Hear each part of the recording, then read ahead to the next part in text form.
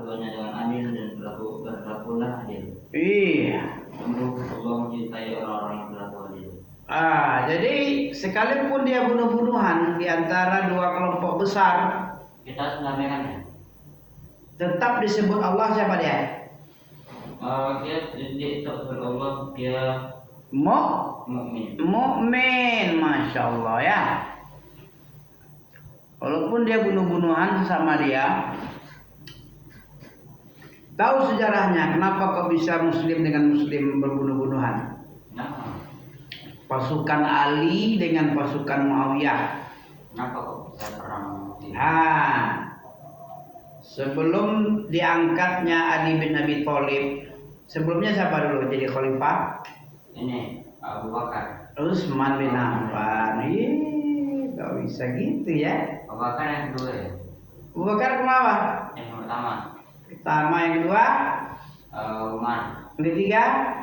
Yang ketiga Utsman bin Affan. Yang keempat? Ali bin Abi Thalib. Terjadi fitnah besar, yaitu pembunuhan Utsman bin Affan. Yang membuat provokatornya adalah cikal bakal pendiri Syiah, namanya Abdullah bin Sabah bin Salul, tokoh munafik, seorang Yahudi yang pura-pura masuk Islam, pengen dia menghancurkan Islam secara militer, tapi nggak bisa. Setiap perang kalah. Walaupun kalah jumlah tapi kita menang. Iya, disebabkan bantuan dari Allah Ta'ala. Allah membantu, kewajiban Allah membantu orang-orang yang membela agama. Mana dalilnya Allah membantu orang-orang yang membantu agama, membela agama? Surat Muhammad ayat 7. Ya ayyuhalladzina amanu in tansurullah. Apa artinya? Wahai orang-orang beriman. Nah, ini orang beriman dicari nih. Jika kamu menolong agama Allah, Allah pasti akan menolong kamu juga. Iya. Intan surullah yansurkum wa yusabbit aqdamakum. Betul? Allah akan kokohkan kakimu di tempat berdiri berpijaknya kamu, mengistiqomahkan kamu di dalam agama Allah. Begitu janji dalam surat Muhammad. Hai orang-orang beriman, intan surullah yansurkum wa yusabbit aqdamakum. Ya kan? Iya. Allah akan menolongmu dan mengokohkan kedudukan kakimu. Iya. Kakimu yang goyah-goyah, kayak angin berembus, bisa diterbang-terbangkan angin, nggak kokoh pijakannya. Nah, itu berarti istiqomahnya kurang. Kalau kita tolong agama Allah, biar agama itu kokoh di bumi ini, membumi, dia menghunjam ke dasar bumi. Jangan sampai gampang dihabisi oleh kafir, musuh-musuh Islam. Kita bantu, kita tolong. Insya Allah kita ditolong juga. Allah tolong kita menghadapi musuh-musuh kita, musuh-musuh agama. Allah kokohkan hati kita di dalam agama. Iya. Syaratnya apa tadi? Menolong agama Allah. Jangan sampai agama Allah ini hilang. Kapan agama ini hilang ya? Kapan agama ini hilang? Ketika tidak ada yang belajar lagi. Oh iya. Percaya enggak?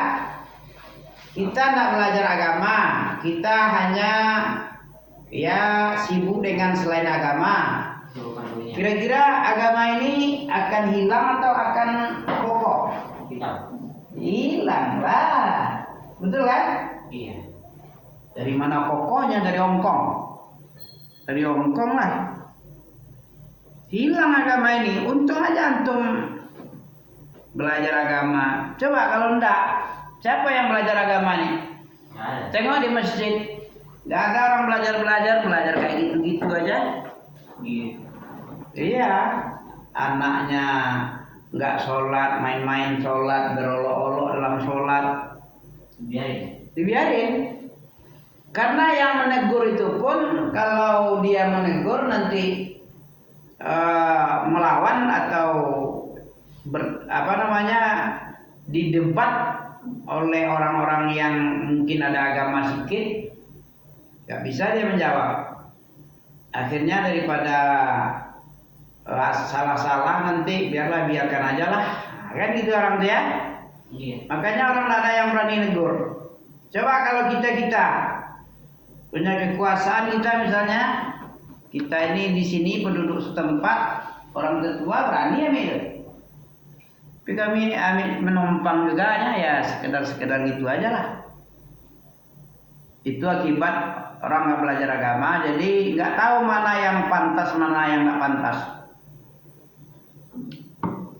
Main-main, bergelut-gelut, meribut-ribut itu adalah pantas apa nggak pantas? Nggak tahu orang. Iya. Karena ilmu nggak ada, agama dilecehkan oleh orang anak-anak misalnya. Nggak mau dia membela kehormatan agama. Murka Allah loh. Kayak kita ya lah, barang kita diacak-acak sama orang, marah nah kita. Agama Allah diacak-acak oleh orang, nggak ada yang bela, marah enggak? Marah. Harusnya dibela. Baru Allah tolong kunci pula kita. Iya. Jadi walaupun muslim sesama muslim terjadi peperangan, pertengkaran, dia tetap disebut oleh Allah mukmin. Wa in ta'ifatani, kalau sekiranya ada dua golongan, kelompok kaum mukminin, kaum mukminin A, kaum mukminin B lagi bunuh-bunuhan, yaitu berperang. Iya. Tugas kita apa? Fa'aslihu, damaikanlah di antara kedua kelompok muslim mukmin yang berperang. Iya. Fa'in bahwa kalau salah satunya melakukan tindak kejahatan perang, zalim, buhat, fa'in bahwa ihdahuma, di antara dua golongan itu saling melakukan buhat. Apa arti buhat situ? Fa'in bahwa? Iya, kalau melampaui batas atau atau melakukan kezaliman salah satu kelompok, ya. Fa'in bahwa ihdahuma faqatilul lati tabghi hatta tafi'a ila amrillah. Coba artikan.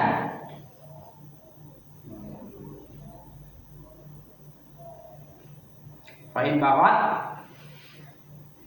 nggak nampak lagi. Udah punya cuma saya 9.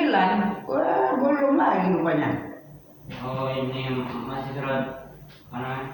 Iya, surat itu tadi, surat Al-Hujurat juga ayat 9. Jika salah satu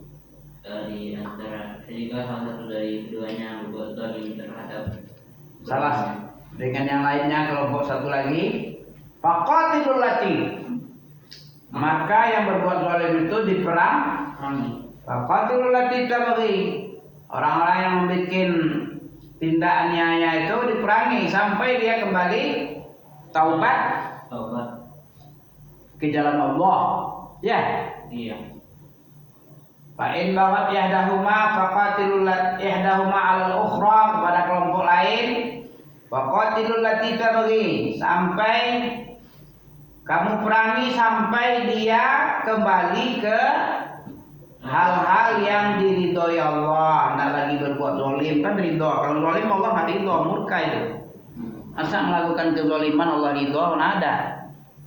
Jadi kalau yang melakukan tindak kezaliman wajib diperangi, dicegah kezalimannya. Nggak mau dia dibunuh, dia diperangi. Ya, kalau dia sudah kembali, taubat dia, maka fa in bawat yadamal ukhra faqatul lati tabghi hatta tafi'a ila amrillah. Fa in fa'at, apa fa'at? Kalau dia sudah kembali, apa lagi? Fa in fa'at fa aslihu bainahuma bil adl.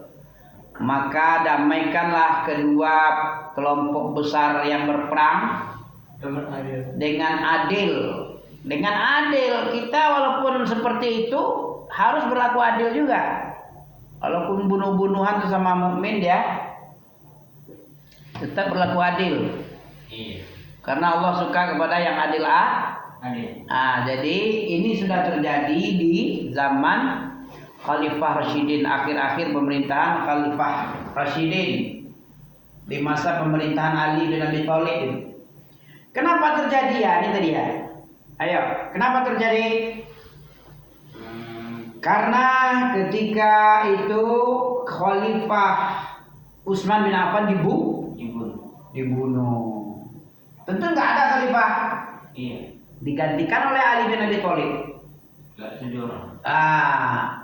Ada yang nggak setuju, bukan nggak setuju Ali, tapi sebelum diangkat jadi khalifah, diselesaikan dulu darah Utsman bin Affan yang dibunuh oleh Khawarij ini.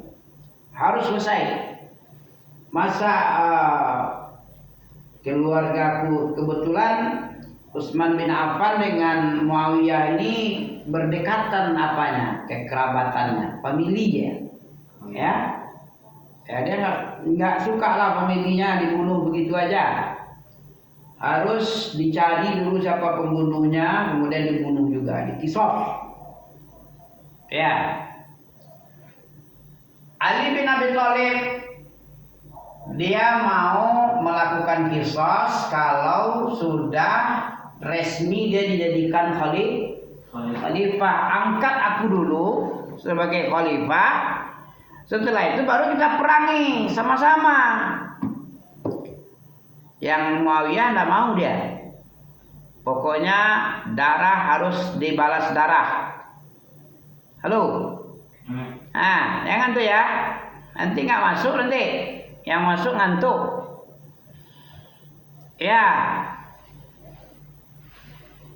Oleh Ali bin Abi Thalib harus disuruh, harus angkat dulu, baiat dulu, namanya baiat.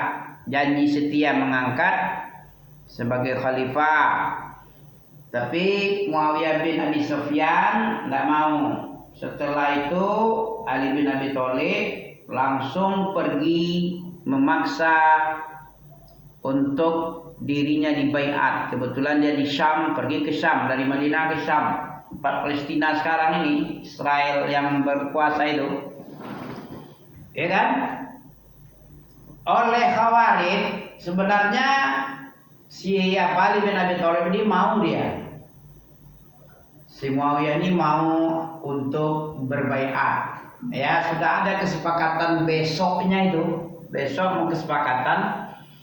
Malam sebelum kesepakatan, ya, alot juga itu mencari kesepakatan, kamu harus begini dulu. Masa ini perkaranya besar ini, yang membunuh Utsman ini jauh-jauh banyak, nggak mungkin sebentar, kecuali 1-2 orang di Madinah bisa lah. Kalau tempatnya jauh-jauh bagaimana mencarinya? Harus jadi khalifah aku dulu, diangkat, dibaiat, baru bisa. Sudah ada kesepakatan ketika itu. Kelompok Ali bin Abi Thalib dengan kelompok Muawiyah sudah kesepakatan. Tahu-tahu orang Khawarij, si pembunuh Utsman ini ada di pihak Ali, ada juga di pihak Muawiyah yang membunuh Utsman tadi, yang katanya jihad, yang memfitnah Utsman bin Affan KKN, ada di pihaknya itu. Jadi orang ini nggak pengen ada kesepakatan. Ya, walaupun alot, tapi tercipta juga untuk baiat itu. Nah, oleh orang-orang yang si pembunuh, mantan-mantan pembunuh Utsman ini, dia bikin kacau dia tengah malam. Tengah malam. Iyalah bikin kacau, harus berperang. Perang-perang biar kacau. Kalau damai-damai, kalau damai-damai berarti sama dengan bunuh diri itu. Bisa saja Muawiyah dengan Ali bin Abi Thalib damai-damai mencari orang-orang yang membunuh, itu kan bisa jadinya kan? Iya. Bisa. Mereka tidak pengen damai kemudian si pembunuh Utsman bin Affan terungkap. Ya kan? Ada beberapa orang yang mengepung rumah itu yang membunuh. Nah, orang ini yang berperan sebagai pengobar peperangan. Pihak ketiga. Bukan pihak Ali dan pihak Muawiyah sahabat Nabi, bukan. Orang yang si pembunuh, orang-orang baru-baru masuk Islam ini, pembunuh Utsman bin Affan lah yang berperan mengobarkan perang sehingga terjadilah perang besar. Dikira pihak Muawiyah, pihak Ali menyerang, padahal yang menyerang itu adalah si pembunuh Utsman bin Affan. Lama-lama terungkap juga si busuk-busuk ini. Walaupun tengah malam dia melakukan itu kan? Iya. Tengah malam buta, besok mau damai ini. Jangan sampai terjadi perdamaian antara pihak Ali dan pihak Muawiyah. Sekalipun sebelumnya dia tidak mau membaiat Ali bin Abi Thalib. Karena permintaan Muawiyah ini harus ditegakkan dulu hukum kisos. Kalau bunuh nyawa, balas nyawa. Nah, lama-lama Muawiyah ini menerima juga usul Ali bin Abi Thalib. Tapi orang pihak ketiga si pembunuh inilah yang membuat situasi menjadi runyam, bikin kacau dia, ditembak-tembakannya. Pokoknya mancing-mancing lah di tengah gelap gulita,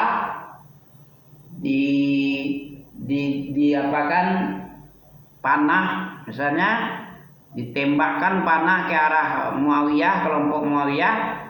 Tentu dibalas pula oleh kelompok Muawiyah kepada Ali. Dikiranya Ali yang memerintahkan.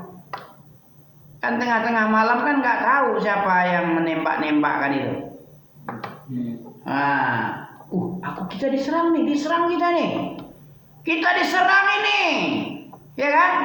Ayo kita balas juga, masa kita diam aja diserang? Padahal bukan pihak Muawiyah, pihak Ali, tapi para pembunuh Utsman ini yang membuat kacau. Dikira Ali yang menyerang, dikira Muawiyah yang menyerang. Terjadilah peperangan besar. Itulah sebabnya terjadi peperangan. Ya, kalau beda-beda pendapat itu mungkin bisa aja, boleh-boleh aja namanya beda pendapat. Tapi yang berperang bunuh-bunuhan sampai habis itu banyak makan korban, 300.000 ada. Di pihak Ali bin Abi Thalib 150.000, di pihak Muawiyah juga korban sampai nggak ada lagi yang jadi senjata, habis semua senjata, patah-patah semua. Ya, batu-batu pun nggak ada lagi, apa lagi yang ada untuk saling menyerang. Nah, begitu terjadi perang. Perang apa namanya? Antara Ali bin Abi Thalib dengan Muawiyah bin Abi Sufyan. Perang Siffin. Sebelumnya ada perang Jamal. Perang Jamal antara Ali bin Abi Thalib dengan Aisyah sebagai panglima perangnya. Ya. Iya. Jadi banyak cobaan di kalangan sahabat itu ya. Yang sebelumnya itu adalah nubuat. Itu sudah dijelaskan oleh Rasulullah. Terjadinya peperangan itu Nabi masih hidup sudah dibilang. Ya, sudah dibilang akan terjadi peperangan antara Muawiyah dengan Ali bin Abi Thalib, antara Ali bin Abi Thalib dengan istri Rasulullah Aisyah yang disebut perang Jamal, perang Unta. Karena Aisyah pakai onta ketika itu. Jadi orang-orang ini dia ahlul ijtihad.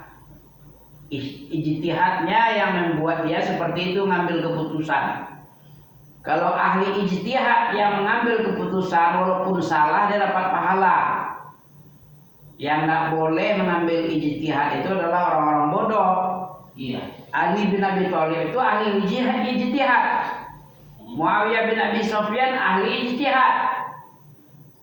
Siapa yang salah ijtihadnya pahala 1. Siapa yang benar ijtihadnya pahalanya 2. Nggak dosa dia. Walaupun terjadi perang. Ya. Perang itu pun terjadi bukan karena kebodohan khalifah.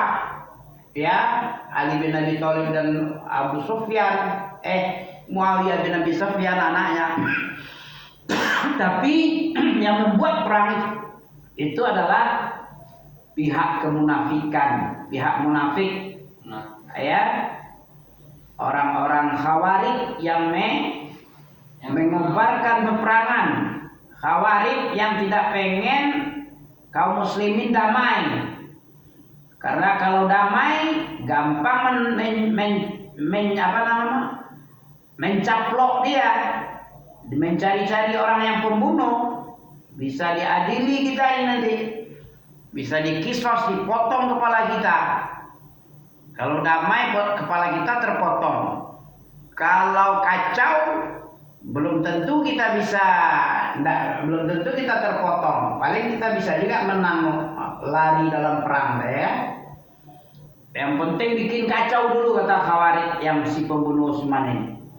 Maka di kelompok itu ada Khawarij, di kelompok Ali ada, Khawarij di kelompok Muawiyah ada. Mereka lah yang berperan mengobarkan api peperangan pertempuran antara Ali bin Abi Thalib dengan Muawiyah bin Abi Sufyan. Paham? Itu sebab terjadinya perang. Dan itu pun adalah bukti bahwa khabar dari Nabi itu benar. Nabi yang bicara. Kalau Nabi yang bicara berarti wahyu yang turun kepada Nabi. Iya. Bahwa terjadinya peperangan itu sudah ditakdirkan oleh Allah sebelum langit dan bumi diciptakan. Akan ada terjadi pertempuran antara Ali dengan Aisyah radhiyallahu anha, istri tercinta Rasulullah. Akan terjadi pertempuran antara Ali dan Muawiyah dalam perang Siffin. Ya. Jadi tidak perlu kita mengorek-ngorek kesalahan antara Ali dan Muawiyah. Kok terjadi perang ya? Padahal dia murid Nabi. Perang pula sama dengan kita, beda. Penyebab perang tadi apa tadi? Karena ada pembunuhan khalifah yaitu Utsman bin Affan. Utsman bin Affan terbunuh oleh Khawarij. Khawarij tidak pengen dia terungkap sebagai aktor pembunuhan. Iya. Karena kalau terungkap siapa yang membunuh pasti dibunuh. Kisos jalan nanti. Karena kisos tidak ingin ditegakkan, jangan sampai dia terciduk sebagai pembunuh, maka dia bikin peperangan di antara kelompok-kelompok besar kaum muslimin, dan itu adalah tanda-tanda kecil kiamat. Tanda-tanda kecil kiamat itu apa? Terjadinya peperangan besar antara dua kelompok besar. Kelompok Ali besar, hebat, menantu Rasulullah dia, Ahlul Bait, ya kan? Keturunannya. Muawiyah itu juga kelompok besar juga, banyak pengikutnya di Syam. Ya, itu yang terjadi peperangan. Ya, disuruh kita mendamaikan kaum mukminin walaupun berperang. Apa sebabnya? Karena mereka juga karena ayat 10 dari kelanjutan ayat. Coba baca. Orang-orang mukmin itu bersaudara. Sekalipun terjadi perang pembunuh-bunuhan, harus kita damaikan. Karena orang mukmin itu bersaudara. Ayatnya ayat berapa tuh? Coba bunyikan. Sesungguhnya orang mukmin. Innamal mu'minuna. Coba. Enggak pandai bacanya. Innamal mu'minuna ikhwatun fa aslihu baina akhawaykum. Bisa? Innamal mu'minuna ikhwatun fa aslihu dzata bainikum wattaqullah la'allakum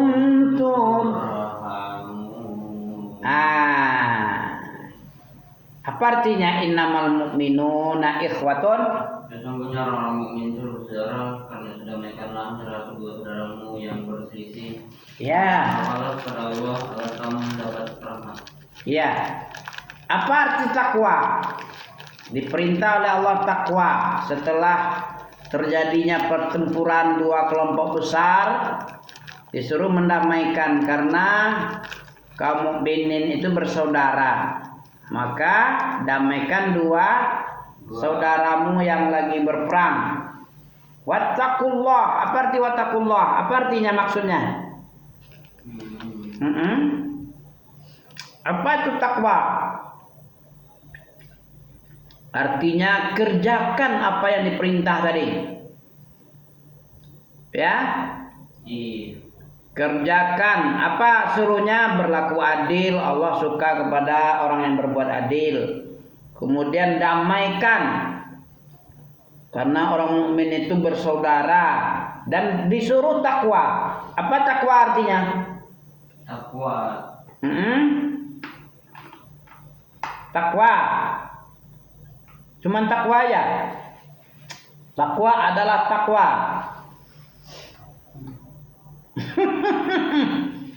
Lupa ya.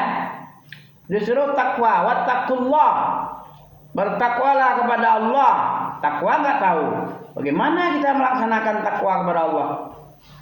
Takwa aja enggak tahu. Apa ya? Hari itu pernah nih kau omongan. Lupa. Wattaqullah. Kata Allah dalam surat Al-Hujurat ayat 10. Tapi nggak tahu apa wattaqullah itu. Bertakwalah kepada Allah. Apa bertakwa itu? Makan nasi goreng. Apa? Membuat apa? Pesawat terbang. Biar takwa kita. Naik haji pakai jet tempur ya. Jadi takwa apa ya? Antak malah baca. Engkau beramal. Lito atillah atau imtisal awamirihi, melaksanakan perintah. Kan diperintah tadi mendamaikan. Wa aslihu baina akhawaikum innamal mu'minuna ikhwah wa aslihu baina akhawai wattaqullah. Wattaqullah itu beramallah kamu mentaati Allah. Allah memerintah tadi apa? Berlaku adil, memerangi orang-orang yang berbuat aniaya atas kelompok satu lagi. Kalau di antara keduanya melakukan tindak keji, kekejian, penjahat perang, maka perangi orang yang melakukan tindakan kejahatan dalam perang tadi. Melakukan kekejian, menganiaya, menzolimin dengan keji. Perangi yang si keji-keji. Amalkan yang diperintah tadi. Fa in baghat ihdahuma 'ala al-ukhra faqatilul lati tabghi hatta tafi'a ila amrillah. Fa in fa'at fa aslihu bainahuma bil 'adli wa aqsitu innallaha yuhibbul muqsitin. Innamal mu'minuna ikhwah. Banyak itu perintah. Banyak-banyak perintah itu anta'mala li taatillah. Engkau amalkan sesuatu untuk mentaati perintah Allah. Itu baru takwa. Dengan apa? Dengan dengkul apa dengan dalil? Dalil. Dengan dalil. Mana bunyinya? Ala nurin minallah. Anta'mala li taatillah ala nurin minallah. Dengan dalil, dengan nur dari Allah.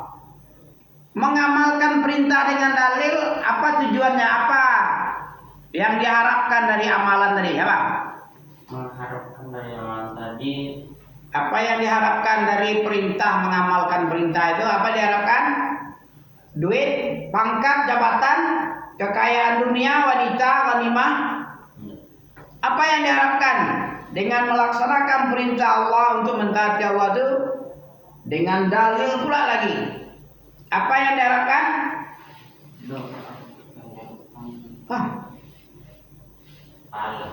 Pahala. Tarju sawab Allah. Itu yang takwa. Anta'mala li taatillah ala nurin minallah tarju sawab Allah. Ini adalah definisi takwa yang paling hebat sedunia. Kata para ulama-ulama salaf. Sekian banyak macam-macam definisi takrif takwa itu, definisi etimologi. Definisi Tolak bin Habib inilah yang paling singkat, padat, tepat. Yang mengartikan takwa itu singkat sekali dia. Anta'mala, aja baca. Anta'mala. Li ta'atillah. Ta'atillah. Ala nurin minallah. Ala nurin. Jangan sampai lupa lagi takwa ya. Jangan lupa. Lupa itu apa itu? Lucu.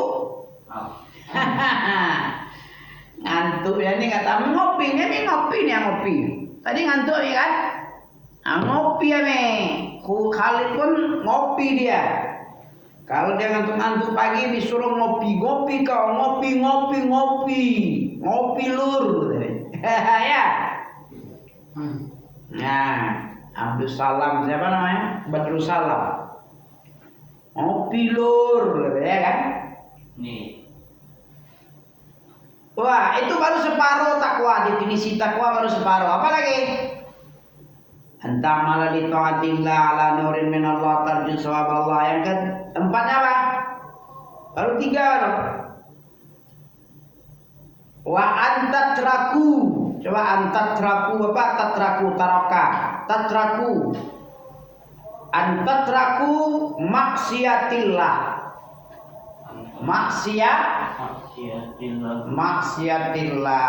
Engkau tinggalkan maksiat. Mau takwa kan? Iya. Mau takwa, engkau meninggalkan maksiat. Maksiat ditinggalkan karena takut polisi, takut tentara, takut algojo bodyguard, takut siapa lagi? Meninggalkan maksiat itu karena takut siapa? Karena takut Allah. Ya, di atas apa kita takut kepada Allah? Di atas dalil. Di atas nurin, ala nurin minallah juga takutnya. Bukan takut satpam, bukan takut didor, bukan takut masuk sel, bukan takut buser. Tahu buser? Buru sergap. Tapi takutnya takut karena ada dalil yang melarang. Nah, kalau kau itu yang kau ikuti, kau masuk neraka ini nanti. Pasti kau neraka kau ya. Jadi ada ancaman neraka kalau kita melakukan maksiat. Ada dalilnya. Kalau neraka itu berarti Allah yang bertindak itu. Memasukkan hamba yang berdosa masuk api. Innal mujrimina fi azabi jahannama khalidun la yufattaru anhum wa hum fiha mublisun. Nah, itu dalam surat Az-Zukhruf 74-75 itu. Ada ancamannya. Orang-orang pendosa, pembuat kedurhakaan, jarimah, melakukan tindak kriminal akan berada di azab jahanam dalam keadaan kekal mereka. Ada ancamannya itu. La yufattaru anhum, tidak diringankan untuk mereka itu azabnya jahanam. Wa hum fihi mublisun. Wa hum fihi mublisun apa fiha? Surat Zukhruf ayat 75 itu. Wa hum fihi mublisun. Mereka di dalam jahanam itu dalam keadaan tidak diringankan mereka di tempat jahanam tadi dan kekal di dalamnya, tidak diringankan, dan mereka sudah putus harapan, nggak ada selamat lagi nih, nggak ada keselamatan lagi nih, dah mublisun dia, putus asa dia dengan menahan siksa neraka, nggak bakalan, karena nggak pernah ringan. Neraka ini tahu kan tuh, surat An-Naba ayat 30 ada itu. Fazuku falan nazidakum illa azaban. Dikatakan oleh malaikat penjaga neraka, fazuku, rasakan azab ini, api yang membakar ini, falan nazidakum, sekali-kali tidak akan ditambah kepadamu kecuali yang ditambah itu illa azaban, kecuali azab yang ditambah. Kesenangan nggak ditambah dia, makanan enak-enak nggak ditambah. Tapi kalau siksa ditambah. Jadi semakin lama semakin berat azab itu, bukan semakin ringan di neraka itu. Ini paling ditakuti ini. Wazuku falan nazidakum ini ayat 30 An-Naba ini. Tidak ada yang ditambah kecuali azab yang ditambah. Ngeri enggak? Ngeri. Mau masuk neraka? Enggak. Nah, ini ancaman ini. Ini bentuk kasih sayang Allah ini. Sebelum masuk neraka udah dikasih tahu ancaman masuk neraka itu. Begitu bentuknya siksa. Agar supaya apa nih? Supaya kita tidak jadi mujrimin. Kita tidak menjadi mujrimin. Apa mujrimin? Melakukan tindak kriminal, tindak dosa besar, tindakan-tindakan yang membuat orang rugi, kezaliman. Diancam dulu sebelum masuk, diingatkan, ini bentuknya, kalau ini kamu lakukan, ini azabnya. Kalau kebaikan yang kamu lakukan, ini tempat surga namanya. Kenikmatan yang tiada tara, yang selama-lamanya kekal abadi. Kalau jahat kamu, ini tempatnya neraka, kekal abadi, siksanya bertambah terus. Tidak pernah istirahat, tidak pernah ringan, tapi tambah berat terus dari hari ke hari. Ya? Iya. Allahumma rabba hazihi da'wati tamma wa salatul qaimati Muhammadin rasulullah wal fadilah wa maqamam mahmud lil jawatah. Ya. Sampai di sini ya. Enggak disambung lagi kan? Apa lagi ya? Subhanakallah bihamdika asyhadu an la ilaha illa anta astaghfiruka wa atubu ilaik. Assalamualaikum.